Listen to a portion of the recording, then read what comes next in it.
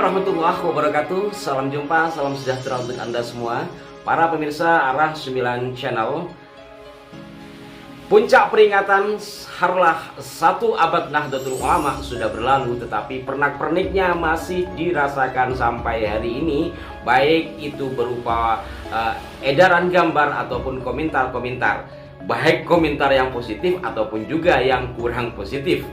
Di kanal kami ini juga banyak komentar yang mengharukan, terutama ucapan terima kasih dari sahabat-sahabat warga Nahdlatul Ulama dari luar daerah yang mengucapkan terima kasih kepada warga Sidoarjo atas kebaikannya dan lain-lainnya. Tetapi juga ada yang kurang baik komentarnya terkait dengan mempersoalkan 1 abad NU yang dia hitung dari 1926.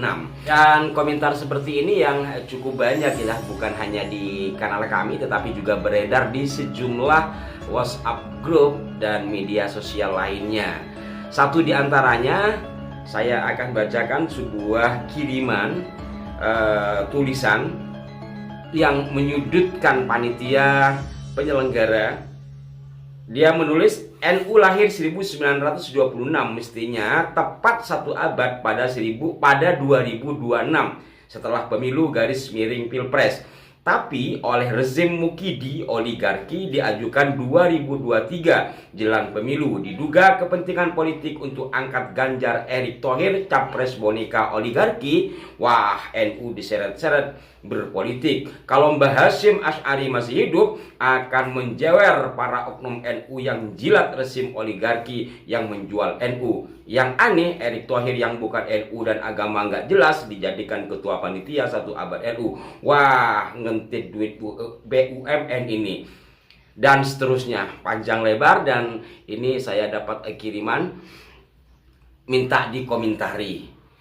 Walaupun tentu komentar-komentar seperti ini tidak terlalu penting, hanya saja bagi sebagian masyarakat akan terbawa. Pertama, terkait dengan 1 abad NU. Padahal sudah jelaskan di logo angka 1 itu di bawah ada 1344 strip 1444 H.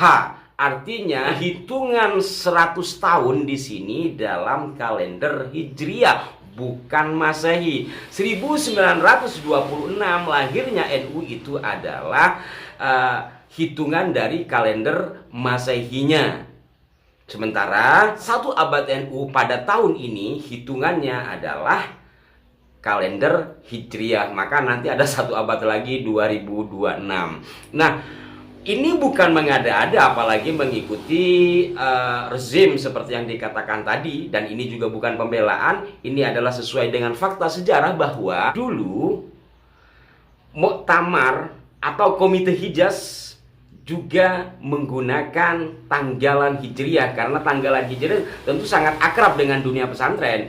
Di samping memang memungkinkan tanggalan Masehi pada saat itu belum populer. Terbukti kalau kita melihat sejarah, pada teks proklamasi kita, angka tanggalan yang digunakan itu bukan tanggalan Masehi, melainkan tanggalan atau kalender Jepang. Maka di belakangnya bukan 1945.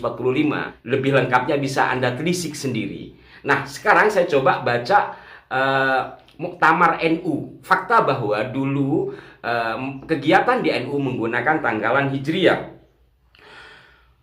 Kalau pada Komite Hijaz 16 Rajab 1344, kemudian digelarlah Muktamar yang pertama yang digelar di Hotel Muslimin, Jalan Penili, Surabaya, Jawa Timur dari 14 hingga 16 Rabiul Awal 1345 yang bertepatan dengan tanggal 21 hingga 23 September 1926. Kemudian dulu Muktamar itu hanya 1 tahun, tidak 5 tahun seperti saat ini. Kemudian pada Muktamar kedua dilaksanakan di hotel yang sama dari tanggal 14 hingga 16 Rabiul Tsani 1346 yang bersamaan dengan 9 hingga 11 Oktober 1927. Dari tahun ke tahun, penyelenggaraan Muktamar NU semakin sukses, terbukti pada Muktamar kelima di Pekalongan, Jawa Tengah, 13 hingga 16 Rabiul Tsani 1349 Hijriah atau 7 hingga 10 September 1930 Masehi, pesertanya semakin meningkat. Begitu juga dengan Muktamar ke-6 di Cirebon, Jawa Barat, 12 Rabiul Tsani 1350 Hijriah atau 29 Agustus 1931 Masehi. Tahun berikutnya, Muktamar ke-7 diselenggarakan di Bandung, Jawa Barat pada 13 Rabiul Tsani 1351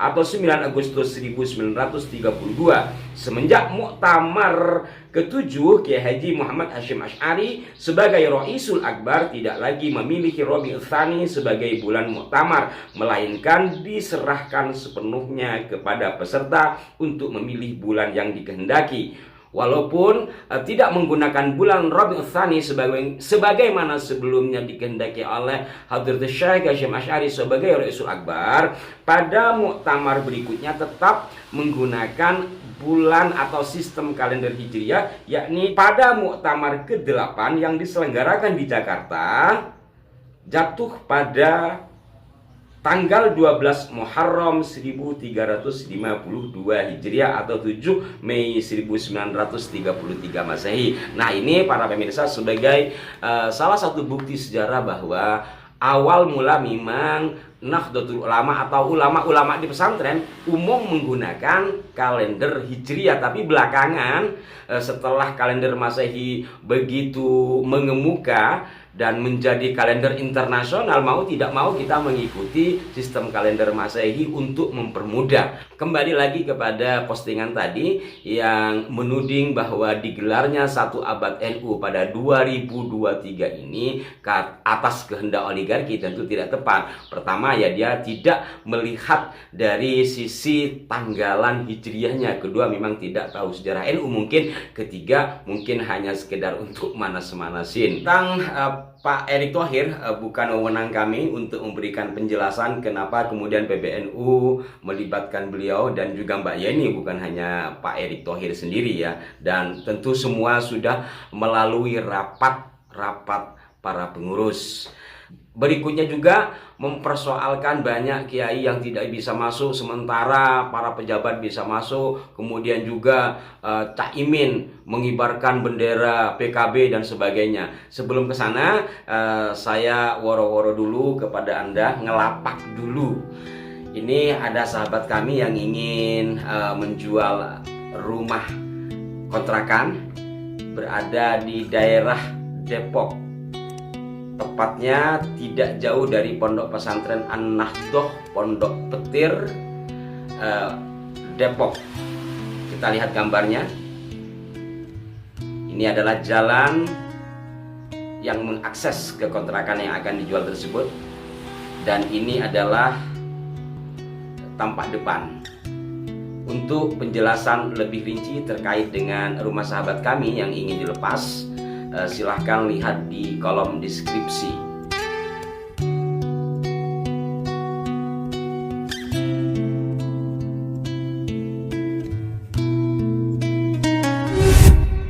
Nah pemirsa, apa yang disampaikan oleh seseorang yang membuat tulisan yang tersebar di berbagai grup WhatsApp dan nyasar juga ke handphone saya terkait dengan Cak Imin yang katanya mengibarkan bendera PKB, tentu sangat tidak benar, karena Gus Muhaimin Iskandar sendiri tidak bisa sampai ke dalam lokasi acara karena beliau terjebak macet. Maka dengan demikian, apa yang disampaikan oleh penulis postingan tadi sangat mengada-ada, dan banyak hal lainnya yang menyudutkan kegiatan satu abad Nahdlatul Ulama yang tentunya mendiskreditkan panitia dan pengurus besar Nahdlatul Ulama. Hal ini tentu perlu diklarifikasi, walaupun mungkin sebagian orang yang berpikir cerdas dan jernih tidak akan mempercayainya. Hanya saja karena postingan itu meluas ke berbagai grup, sampai-sampai saya juga menerimanya untuk dikomentari, maka Aras 9 Channel merasa berkewajiban untuk meluruskannya. Dan mudah-mudahan ini bermanfaat bagi kita semua. Selain memberikan pelurusan, juga ada nilai sejarah terkait dengan penggunaan kalender Hijriah dalam Muktamar Nahdlatul Ulama pada masa lalu. Mudah-mudahan bermanfaat dan mohon maaf jika ada kekeliruan dari apa yang saya sampaikan. Sampai jumpa, saksikan selalu Aras 9 Channel dengan sejumlah redaksionalnya. Wassalamualaikum warahmatullahi wabarakatuh.